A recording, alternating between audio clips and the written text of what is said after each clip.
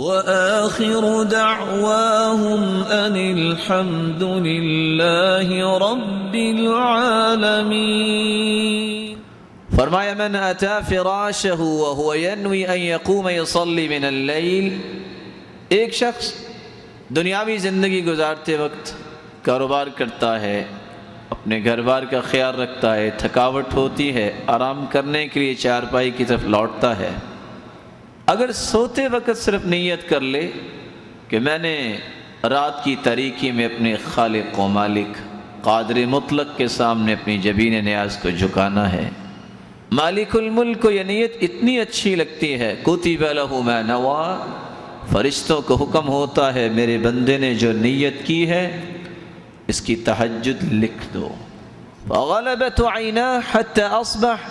نیند کا اتنا غلبہ ہوتا ہے کہ ایک رکعت بھی نہیں پڑھ سکا، صبح ہو جاتی ہے،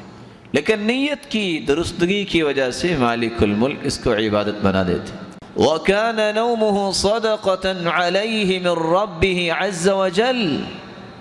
اب رات کو سویا رہا، صدقہ نہیں کر سکا،